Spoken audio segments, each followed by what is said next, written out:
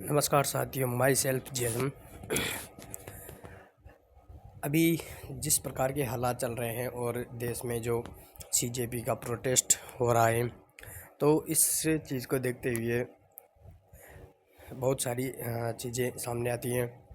जैसे कि अभी नीट का एग्ज़ाम हुआ, 2 बार नीट का पेपर लीक हुआ और बहुत सारे छात्र उससे परेशान हुए।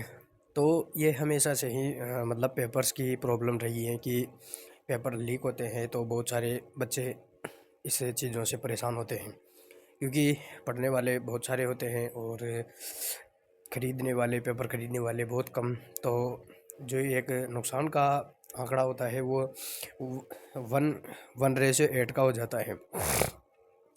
अभी राजस्थान में भी आप देख सकते हैं कि जैसे कि एसआई की भर्ती को पहले एग्ज़ाम कराया और उसमें लगभग से कुछ लगा कि इसमें बहुत सारा फ्रॉड हुआ है, पैसे दे के मतलब सीटें खरीदी गई हैं। तो उसमें भी मतलब लोग जो भी छात्र थे उनकी 2-3 साल की जॉब हो गई और उसके बाद जाके वो पूरी की पूरी भर्ती उन्होंने रद्द की। तो उसमें भी कुछ एक बच्चों ने सुसाइड अटेम्प्ट किया था। उसके बाद में दोबारा ये भर्ती हुई, लेकिन हम जानते हैं कि पूरा का पूरा तो जो है वो खरीद नहीं सकते हैं और जिन्होंने खरीदी हैं वो उनकी संख्या बहुत कम है। और तो इसी प्रकार ये नीट का मुद्दा हुआ, इसमें बहुत सारे कम से कम 15-17 से बच्चों ने सुसाइड अटेम्प्ट किया। तो अभी उसके ही लेकर जो सीजेपी नाम की एक पार्टी बनी और इतना एक प्रोटेस्ट हुआ और प्रोटेस्ट में अनशन पर भी बैठे और उसका अभी तक का जो रिजल्ट रहा वो सरकार की तरफ से कोई भी बात नहीं होने कर कारण मतलब एक जीरो रिजल्ट रहा है। छात्रों पर लाठीचार्ज हुई हैं, लेकिन वो जिस प्रकार के मतलब वीडियोस वगैरह सामने आते हैं तो ऐसा नहीं लगता कि पूरे तरीके से वहाँ पर छात्र थे। वो सामाजिक तत्व भी थे जो कि जो व्यवस्था है उसको बिगाड़ने का काम करते हैं। और आपको लगता है क्या है कि जैसे कि अगर पूरी भीड़ है, सामने अगर पुलिस वाले हैं, तो पूरी भीड़ में से अगर शांतिपूर्वक प्रोटेस्ट चल रहा है तो एक व्यक्ति भी उस प्रोटेस्ट को ख़राब कर सकता है। वो ऐसे ख़राब कर सकता है कि जैसे कि मान लो प्रोटेस्ट के अंदर से किसी ने पत्थर फेंक दिया, किसी एक भी व्यक्ति ने पुलिस की तरफ पत्थर फेंक दिया तो वो बिल्कुल से मतलब एक जैसे कि सूखी घास के अंदर एक चिंगारी डालने जैसा काम कर जाती है। तो इसी प्रोटेस्ट में भी ऐसा ही हुआ। वीडियो में साफ दिख रहा है कि किसी एक उनके सैनिक जवान को खींचते हैं भीड़ और उसको मॉब लिंच करने की कोशिश करती हैं। उधर से अभिजीत दीपके वो भी चिल्लाकर रोकने की कोशिश करता है, लेकिन हम जानते हैं कि भीड़ रोके नहीं रुकती। उसके बाद में लाठीचार्ज होती हैं और अभी जो जंतर मंतर पर उसके बाद में हैं, शाम को रात को भी वहाँ पर असामाजिक तत्व आकर के पुलिस वालों पर हमला करते हैं और लगभग से 110 के ऊपर पुलिस वाले इंजर्ड हुए हैं और बहुत सारे छात्र भी इंजर्ड हुए हैं। लेकिन इंजर्ड होने का बहुत ही अच्छा मतलब इसका एक अलग अच्छा विकल्प हो सकता था।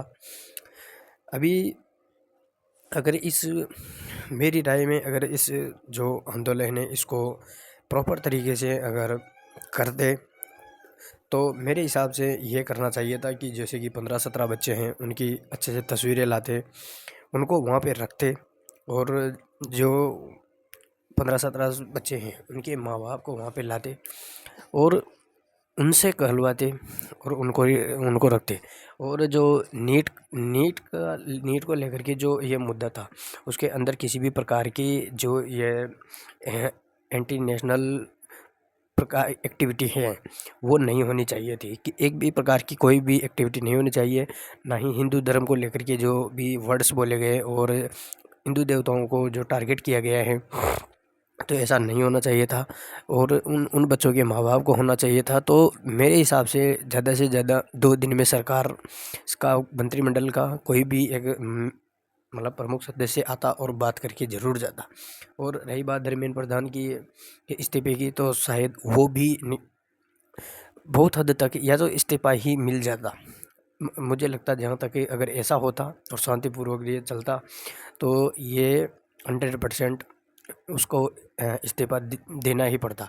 लेकिन अगर जिस प्रकार से प्रोटेस्ट के अंदर असामाजिक तत्व और देश को तोड़ने, व्यवस्था बिगाड़ने की कोशिश की गई, तो फिर भारतीय पुलिस और जो भी सेना है उनका तो बिल्कुल यही जिम्मेवारी बनती है कि वो अपने व्यवस्था को बनाए रखें, लॉ एंड ऑर्डर को काबू करें, मतलब कंट्रोल में चलाएं। और इस प्रकार जो अभी मान लो अगर कोई 2-4 सदस्य भी उनके कंट्रोल में पूरी भीड़ मतलब संसद में जाकर ही हमला कर देती, तो ये तो उस प्रकार हो जाता जैसे कि नेपाल और बांग्लादेश हैं। तो इसी वजह से इस चीज़ों को रोकने के लिए लाठीचार्ज हुआ। वहाँ संसद में जाकर के प्रोटेस्ट हुआ, तब जाके लाठीचार्ज हुआ। 2011 में तो रामलीला मैदान में आकर पुलिस वालों ने 5000 पुलिस वालों ने कम से कम 1 लाख लोग हो गए थे वहाँ पर इकट्ठे। और रात में 1-1:30 बजे पुलिस वालों ने बिना किसी पूर्व सूचना के बहुत भयंकर तरीके से मतलब लाठीचार्ज की थी। सोए हुए लोगों पर लाठीचार्ज किए थे। उसमें से 80-90 लोग इतने इंजर्ड हो गए थे, किसी की हड्डियां टूट गई थी, किसी के क्या हुआ था। उसमें से एक महिला थी, उसकी भी मौत हो गई थी। लेकिन उसके बाद जाकर के ये मतलब ऐसा शांति तो नहीं हुई, मतलब फिर भी जाकर। और जो वो अन्ना हजारे जी थे, मतलब 111 दिन के अनशन के बाद उनकी भी मौत हो गई। और उन्हीं के सीने पर पैर रखकर आज आप जानते हैं कि एक मुख्य अध्यक्ष जो जो कि किसी समय सेंटर का मतलब मुख्यमंत्री भी बनते हैं। तो इस प्रकार की जो एक्टिविटीज़ होती है, तो ये अगर महात्मा गांधी जी का एक कोड है कि साधन और साध्य दोनों पवित्र होने चाहिए। साधन और साध्य में अगर कोई एक भी अशुद्ध है या अपवित्र है, मतलब मोरल नहीं है, तो 100% प्रोटेस्ट हैं जो वो गलत राह जरूर पकड़ेगा। इन सब में आपकी क्या राय है, कृपया कमेंट में पिन करें। जय हिंद।